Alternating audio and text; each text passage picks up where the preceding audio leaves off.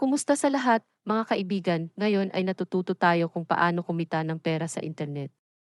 Sa tingin ko ito ay isang masakit na paksa para sa maraming mga tao. Dahil ngayon ay may tulad na uso na ang mga tao ay kumikita ng maraming pera sa internet.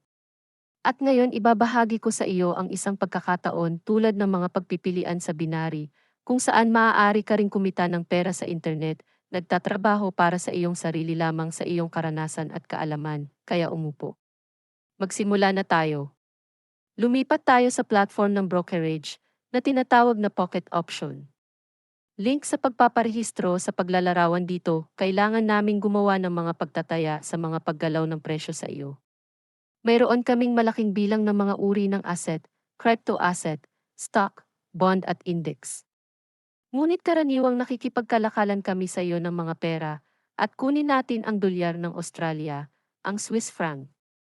At dito ay susuriin natin ang sitwasyon, sabihin nating gagamit tayo ng isang diskarte gamit ang isang indicator, super trend at MACD. Ito ang aking dalawang paboritong indicator, sila ay madalas na kinakalakal sa tulong ng mga ito.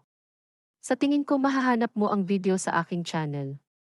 Mayroong isang malaking halaga ng pagsusuri ng maraming mga diskarte kung saan maaari ka ring kumita ng pera. Ngunit ngayon ay nagtatrabaho kami sa diskarting ito at tingnan natin ng mas malapitan. Tingnan, mga kaibigan. Ipinapakita sa amin ng Super Trend Indicator ang trend ng presyo. Iyon ay, kung ang pulang linya ay nasa ibaba, ang trend ay pababa at vice versa. Kung ang berdeng linya ay nasa ibaba, ang takbo ay pataas. Tingnan ang MACD. Kung mayroon tayong intersection ng moving averages at ang mga volume ay bumababa, nangangahulugan ito na mayroon tayong panandaliang paggalaw ng pababang presyo. Sa kasong ito, nagkaroon ng ganoong paggalaw at maaari tayong kumita sa kilusang ito kung bubuksan natin pababa, basta sa intersection ng indicator na MACD at ang kanyang dalawang moving average. Ngunit magsimula tayo sa trabaho, pumili ng isang asset kung saan bubuksan natin ang unang kalakalan. Kaya, mga kaibigan, nagtatrabaho kami sa asset na ito. Tingnan mo, ngayon ay may tawiran sa MACD.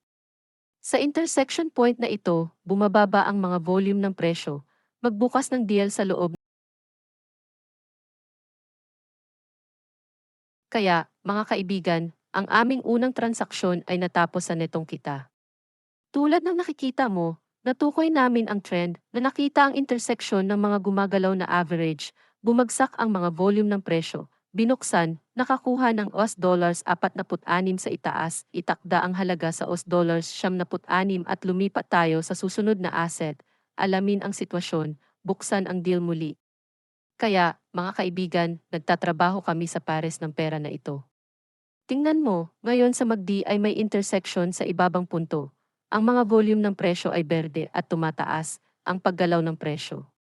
Nangangahulugan ito na nagbubukas kami dito sa $76 para sa 1 minuto at maghintay ng 10 segundo para sa resulta.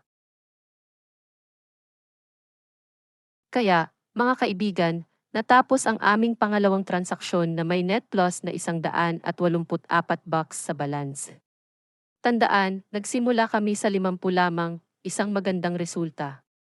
Ang paggalaw ng presyo dito ay nagpatuloy pataas at, natural, isang maliit na pullback na paggalaw ang naganap, ngunit hindi ito nakahadlang sa amin sa anumang paraan, itinakda namin ang halaga sa $184 at lumipat sa susunod na pares ng pera. Kaya, mga kaibigan, nakikipagtulungan kami sa pares ng pera na ito. Tingnan mo dito, mayroon tayong pagbaliktad, mga uso, isang matalim na salpok. Ang mga presyo ay nagbubukas pababa para sa pagpapatuloy ng impulse na ito $184 sa puntong ito ay tumingin tayo sa MACD. Ang intersection ay inaasahan at hindi pa nangyayari. Ngunit ang mga volume ng presyo ay bumabagsak, magandang palatandaan, naghihintay kami para sa resulta. At kaya mga kaibigan, salamat sa lahat sa panunood.